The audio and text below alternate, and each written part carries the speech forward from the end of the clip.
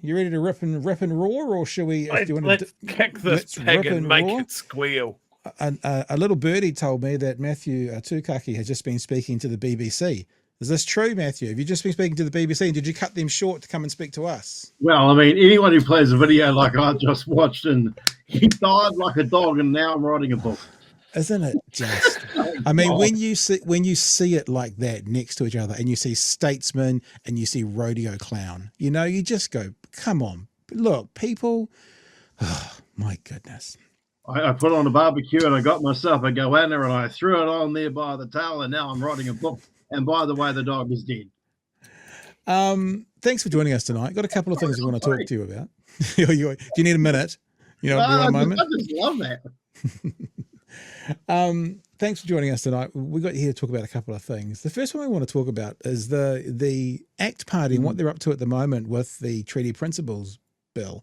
It's a strange thing because they're doing a bit of a donation run. Now, I guess the pessimist in me, or the whatever it means when you don't want to trust someone, goes, are they literally just using it to put some dollars in the account, or do they have a plan here? Do they need money? Well, maybe they need a bit more than all their Atlas money to actually get some ideas out there into the public. I read a little bit of this article from the NZ Herald. Te Pāti Māori co-leader Debbie Ngarewa-Packer said an ACT email calling for donations to back a mainstream media discussion over its Treaty of Waitangi Principles referendum shows that not even David Seymour and his party members have faith in this being accepted by the majority of New Zealanders. Yesterday, ACT sent an email to its supporters seeking financial support for its Treaty of Waitangi Principles referendum. Seymour told the Herald that $30,000 has been raised. We had one person give $1,000. Most people gave kind of 20 to 25, he said. Seymour says our opponents are desperate not to have an open debate about what the treaty means. They don't want to be forced to say they think the treaty requires different treatment of different citizens based on your ancestry. Seymour said the treaty, in ACT's view, gives self-determination and gives the same rights and duties to all New Zealanders, no matter what their racial background may be. He said the party is very eager to have that debate. I hadn't picked up on that. As soon as we have that debate, he says, the overwhelming number of people, Māori and Pākehā, are on our side. But we need to get to the debate out there in favour, and we're in favour of an open debate. Two more little bits here, guys. Seymour also had a message for Debbie Ngarewa-Packer. I want them to come and have an open discussion, he said. Do they believe the treaty means different New Zealanders have different rights based on ancestry? Sorry, that was my Jeremy Clarkson. In the world. If they believe it gives different people different rights, where in the world is an example where this operates that way successfully? Where in the world? Ngarewa-Packer said the email showed ACT does not have the support it thought it did to make the Treaty of Waitangi principle changes. What it shows is the ACT Party has no confidence in their coalition party agreement or its ministers. It shows just how desperate they are. They have front row seats in the government, but really have no confidence in this referendum agreement or their own ministers. ACT must be desperate to resort to this. So, Matthew, I think they're doing the first reading, or it's being presented at the House. They're doing something with the bill this week. As a starting point for the conversation, what are your thoughts around what's going on at the moment? I mean, I think there's a lot to unpack in that very rabid article by Joe Losey. The simple fact is, I think what he's trying to do is look across the Tasman and play the Voice to Parliament playbook that the No campaign was trying to play. The No campaign raised about $13 million to fund their campaign, which was way less than half of what the Yes campaign made. Now, I don't think Australia and its different culture is the same as here. I don't think that Yes campaign was going to make it originally, and in fact, it was probably well short. So David looked across the Tasman and he thought, oh, well, we've got an opportunity here. The other similarity is if you have a look at the donors that were donating to the No campaign, they were small mum and pop investors or donators. Very, very few, if not any, large corporates or large money spinners were giving to the No campaign. And that's probably because they thought it was a wise bet not to give to something that they knew was probably going to flog a dead horse. And that's what's happening here in New Zealand. You're seeing small donations coming in. And that's not to be unexpected when you have a look at the base of the ACT Party. They're only going to get $20 here, $30 here, $50 there. They're not going to pull in hundreds of thousands of bucks. And if they've only raised $30,000, that's not going to get them very far with an ad campaign in mainstream media. Yeah. They're probably going to try and do what the No campaign in Australia did and fund some sort of venture into social media. That's the first thing. The second thing is David raises a stupid point. Show me anywhere in the world. He raises a few stupid points. Tell me anywhere in the world where this sort of rights for an Indigenous people, as an example, or a people of colour or whatever, works. Well, actually, affirmative action since the civil rights movement of the 1960s in the United States has worked. If you have a look at the number of Black Americans and Native Americans who have gone on to become doctors and teachers and nurses and gone to university and so on and so forth, if you even have a look at the number of people in that cohort that have gone on to significant representative roles, all you have to do is have a look at Kamala Harris's parents who were involved in the affirmative action and the civil rights movements of the 1950s and 60s.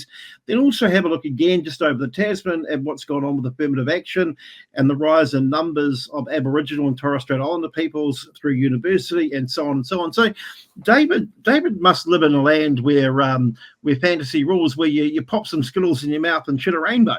It's just not a thing. The third part is that if I was to Party Māori, I wouldn't debate this issue with the ACT Party. And in fact, I don't think it's wise to even open up a discussion with the ACT Party. That's what David wants, because David's really good at coming across as a bit of a Teflon Don salesman. I think we should accept that the ACT Party has reached its formative base, so not going to get any higher. They're scouting around for issues where they're trying to get others to come on the walker with them. They can't, any way possible, now step themselves into the immigration debate. Winston's cornered that market. Yeah.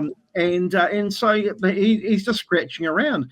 I mean, we've seen the heights of the ACT Party, I think, in New Zealand, and this debate is probably going to do more to see some more moderates in the party start questioning whether or not they continue in this current direction. Also, sorry, if I can just add, they'll probably do what the No campaign in Australia do, go and find a house brown. And by that I mean there was an Aboriginal lady called Jacinta Namabinja who's been elected to the Senate on the right side of politics. She was the poster child, as was Warren Mundine, but we all know that both Warren and Jacinta are right-wing flunkies. So it could very well be that David is searching for that house brown to go and tick some boxes. But here's the problem that David's also got. I know a lot of the people on the right who are also Māori. Hell, some of them are my cousins. No one wants a bar of this, whether it be on the left or the right, when it comes to Te Ao Māori. So I think this is the problem with smart people who think they're too smart. They outsmart themselves ultimately, and I think I think that's what's going on here. If that all makes sense.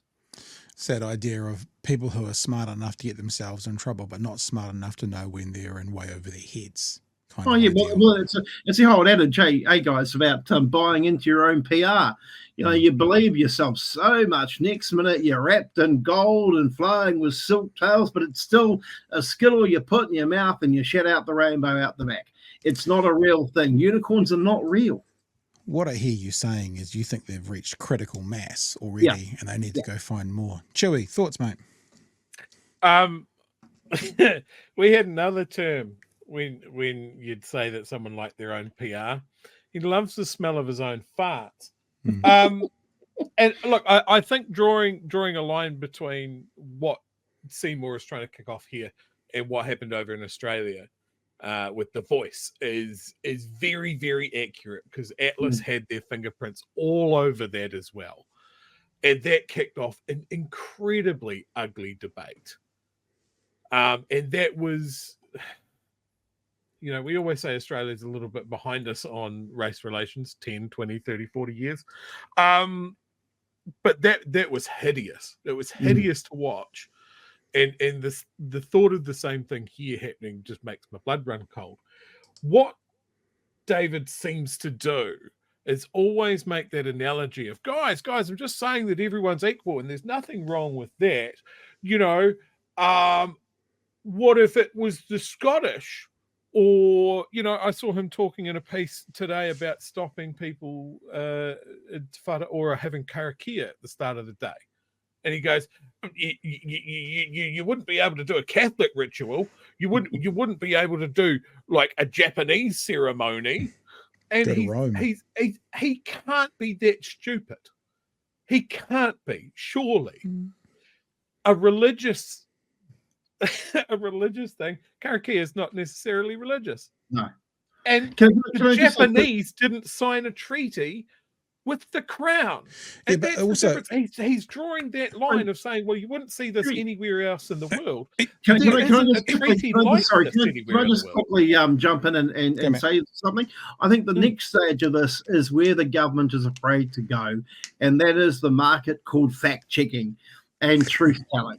And so when he's out there talking about and trying to swan around with his silver tongue and his Teflon suits about the Te Tiriti o Waitangi and Article 1, 2, 3, so on and so forth, he picks and chooses things that come out of the treaty. And then I think the problem that he's facing here in New Zealand is the Treaty of Waitangi and jurisprudence around Te Tiriti o Waitangi, particularly through the court system over more than 100 years now, is against him. And there's more people out there that understand that jurisprudence. I mean, Chris Finlayson is absolutely mortified by what's going on. John Key, Jim Bolger has been out there recently. So, I actually think, sorry to interrupt you before, Cherie, but I honestly think that as a country of fact checkers, a lot more so than maybe our Australian brethren were, that's the hole that David's going to find himself in. Sorry.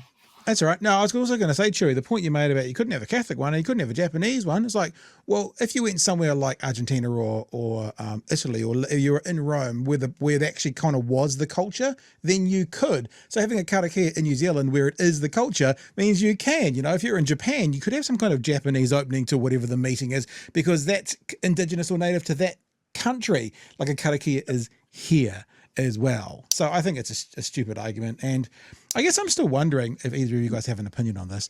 Is this for reals? Like, does he believe this shit? Or is he setting up himself for something in the future, something else he's going to do? Or does he genuinely and honestly believe this nonsense he's spouting? Well, see, I think we've also found the point of critical mass of the personality of David Seymour. There is no future career for David Seymour after reaching the heights of acting Prime Minister of New Zealand. It's not as if he has enough credibility in other markets, unlike people that flow from Australia into the conservative movement in the United States or the UK over to the US and so on and so forth. He's done his time in Canada. We've all seen that accent unfold online. So there's that part of it. The second part is too, we're talking about David Seymour. We're not talking about the ACT Party. And the reason being that the ACT Party is David Seymour. They are now indistinguishable from each other. We're not seeing the other members of the ACT Party out there holding press stand-ups or press conferences. We hear zero from Nicole McKee or Brooke Van Belden, really. And I suspect he's probably suppressing that. And I don't think that's a strategy that's going to work for him. But the point, we could almost do a hashtag Where's Brooke? Because she was out a lot at the beginning of this cycle. But now hashtag Where's Brooke? We've said this a couple of times. Where has she been? What is she up to? So it's a very interesting point whether that's the absolute plan, because maybe Brooke doesn't believe quite the same BS that he's spouting, and if she got challenged about it in public, she may not follow the party line. I think she probably would, but maybe it's too much of a risk. Well, that's right, because if you're Brooke Van Belden, you're going to want to hold the seat of East Tamaki as much as for as long as you possibly can. The demographic of East Tamaki is much more nuanced than the seat of Epsom, where it's all Beamers and now Teslas and all this other sort of nonsense crap. So Brooke Van Belden is young. She's probably going to want to stay on this a little bit longer. I just don't think that we're seeing growth beyond where they currently are with the ACT Party and David Seymour. And you know what? New Zealanders are not dumb. They're not stupid. I mean, in fairness, the Labour government lost government in my mind purely because people were tired of COVID. They were over it. And people that are in that mood are always going to want for some sort of change. I think a lot of New Zealanders, whether it be what's going on with Health New Zealand, are mortified. And sorry, just before I forget, the other person that's going to be put back in her box any minute now that the Royal Commission is over is Karen Shaw. You wouldn't roll Karen out on Q&A, for example, to talk about evidence and, anecdotal evidence suggests. Let me tell you about a story about old mate down the road. New Zealanders don't buy into that for very long. Yeah. No, Chewy, we're going to move on to the other subject, and I've got some super chats to do first. But before we cut out, do you want to add anything else to this particular conversation?